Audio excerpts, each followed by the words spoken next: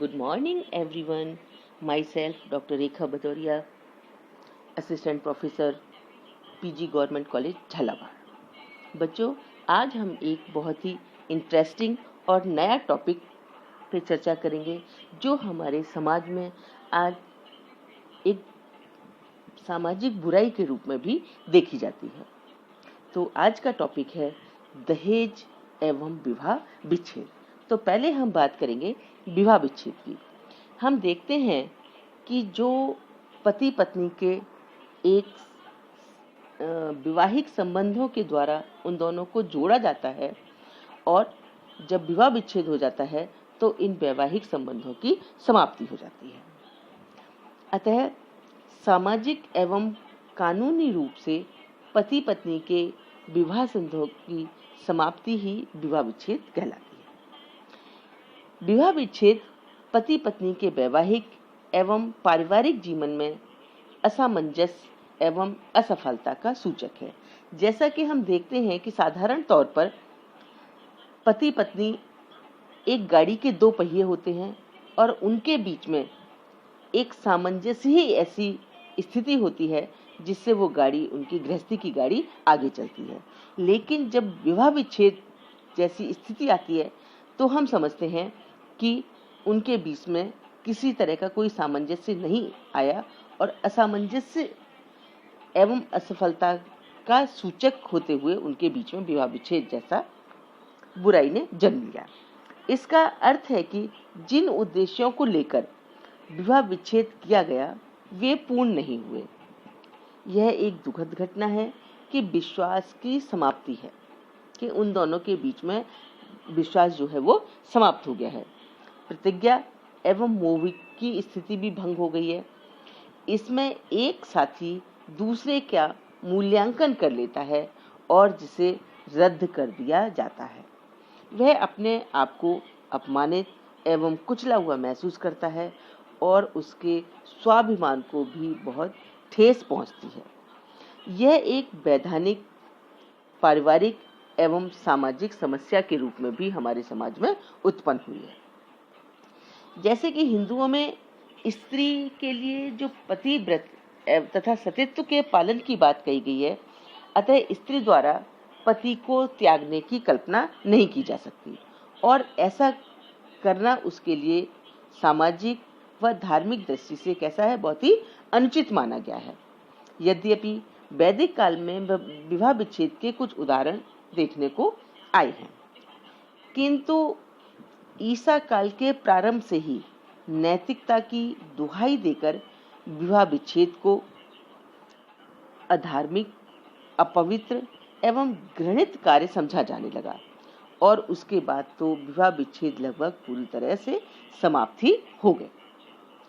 ईसा के 1000 वर्ष बाद तो यह धारणा हो गई कि कन्यादान सिर्फ एक ही बार किया जाता है और पति चाहे कितना ही दुष्चरित्र एवं अत्याचारी क्यों न हो, उसे छोड़ा नहीं जा सकता। विवाह विच्छेद की समस्या का संबंध हिंदुओं की उच्च जातियों से ही है।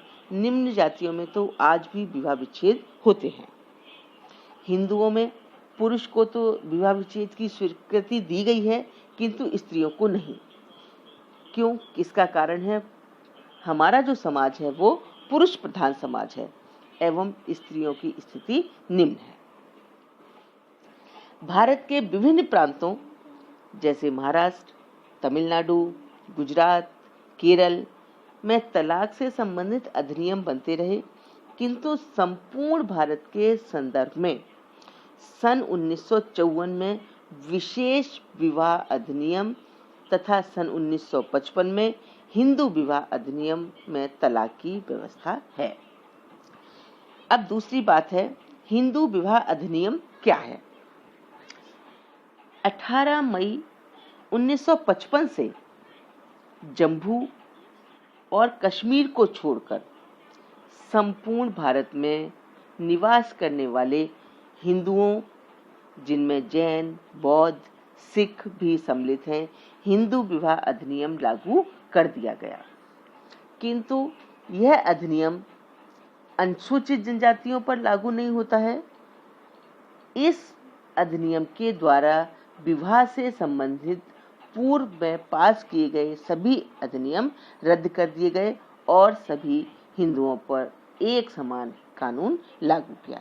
इस अधिनियम में हिंदू विवाह की प्रचलित विभिन्न विधियों में मान्यता प्रदान की गई।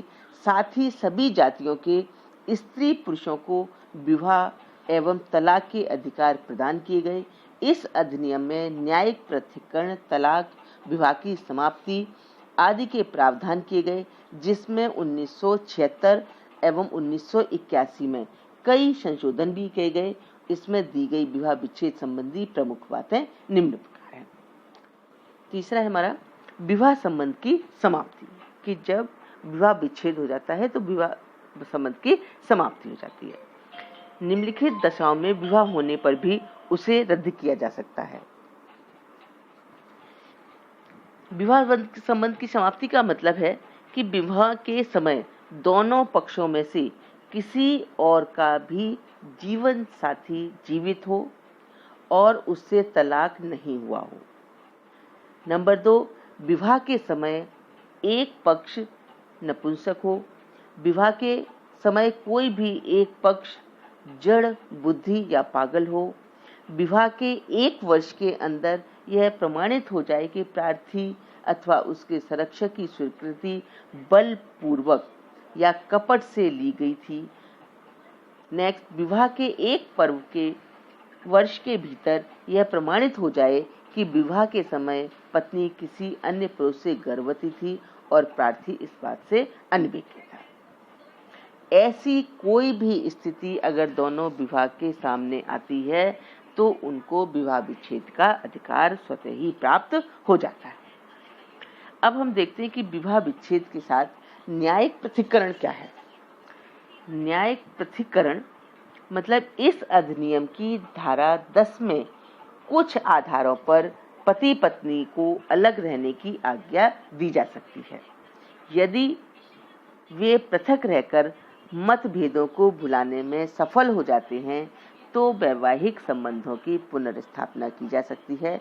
न्यायिक पृथक्करण के आधार निम्नलिखित हैं कि जो न्यायिक पृथक्करण है उन्होंने एक बार दोबारा से इस नियम के अंतर्गत उनको रहने की और अपने साथ वापस मतभेदों को भुलाकर जीवन साथी को पुनर्स्थापना करने की आज्ञा दी जा सकती है अगर वो इन सब बातों को मानते हैं। जो नंबर 1, बिना कारण बताए प्रार्थी को दूसरे पक्ष में प्रार्थना पत्र देने के 2 वर्ष पूर्व से छोड़ रखा हो।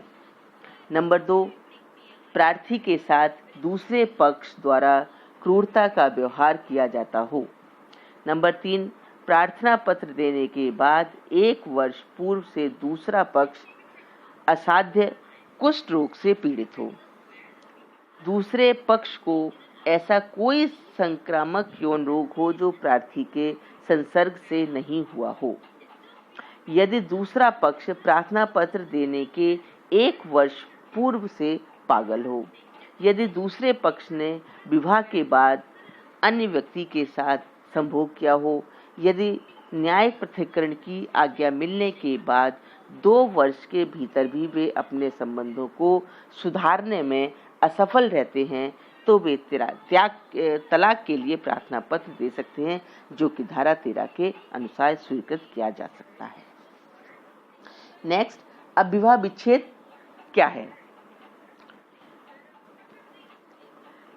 निम्नांकित आधारों पर जो न्यायालय है वो विवाह विच्छेद की स्वीकृति दे सकता है। नंबर 1, दूसरा पक्ष कैसा हो, व्यभिचारी हो। ठीक है, क्या है, दूसरा पक्ष कैसा हो, व्यभिचारी हो, जिसका आचरण अच्छा नहीं हो। दूसरे पक्ष में धर्म परिवर्तन कर लिया हो। तो अगर हमारे सामने जो दूसरा पक्ष है लड़का वाला हो या लड़की वाले हो या लड़की लड़के हो, उन्होंने अगर धर्म परिवर्तन कर लिया है तो वो विवाह विच्छेद कर सकते हैं। तीसरा, दूसरा पक्ष असाध्य कुष्ठ या संक्रामक रोग से पीड़ित हो। अगर उन दोनों में से एक कुछ ऐसा रोग है जिसका इलाज नहीं है, असाध्य है, तो भी वो एक दूसरे से तलाक लेने के अधिकारी हो जाते हैं। दूसरा पक्ष सन्यासी हो गया हो, अगर एक ने घर गृहस्थ आश्रम छोड़ दिया हो, वो सन्यासी बन गया हो, तो भी दूसरा पक्ष तलाक लेने का अधिकारी हो जाता है। पिछले 7 वर्षों से दूसरे पक्ष के जीवित होने के बारे में न सुना गया हो, अगर दोनों पक्षों में से एक पक्ष कहीं चला जाता है, खो जाता है या उसकी कोई जानकारी प्राप्त नहीं होती है ना, तो वो 7 वर्ष तक अगर किसी एक व्यक्ति की जानकारी प्राप्त नहीं होती तो भी दूसरा पक्ष तलाक लेने का अधिकारी हो जाता है। दूसरे पक्ष ने न्यायिक पृथक्करण के 1 वर्ष या उससे अधिक अवधि के बाद पुनः सहवास न किया हो, मतलब उन दोनों के बीच में पिछले 7 वर्षों से एक दूसरे के पक्ष में किसी तरह का कोई शारीरिक संबंध स्थापित न हुआ हो, दूसरे तो भी उनके तलाक लेने का अधिकार उन्हें प्राप्त हो जाता है। दूसरे पक्ष के दाम्पत्य अधिकारों की पुनः स्थापना हो जाने के 1 वर्ष बाद तक उस पर अमल किया गया हो, मतलब कि दूसरे पक्ष ने दाम्पत्य अधिकारों की जो पुनः स्थापना हो जाएगी थी, उसके 1 वर्ष बाद तक पूरी तरह से वो अपने आचरण पर अमल हो। और लास्ट, पति बलात्कार, गुदा मैथुन अथवा पशुगमन का दोषी हो, अगर उनमें से इनमें एक भी बुराई होती है तो भी स्त्री क्या करती है, विवाह विच्छेद कर सकती है, उसे तलाक लेने का अधिकार प्राप्त हो जाता है। हम देखते हैं कि हमारे समाज में विवाह विच्छेद एक बुराई के रूप में स्थिति बनाए हुए है।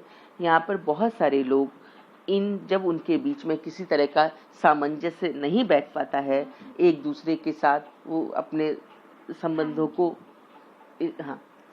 को आगे नहीं बढ़ा पाते हैं, एक दूसरे की साथ जीवन यापन करने में असफल होते हैं, तो हम विवाह विच्छेद जैसी स्थिति को प्राप्त करते हैं और उनके बीच में कानूनी तौर पर विवाह विच्छेद हो जाता है। इससे आगे भी बहुत सारी बुराइयां आगे मुंह फैलाए खड़ी रहती हैं, जो हमारे समाज में उत्पन्न हो जाती हैं। धन्यवाद।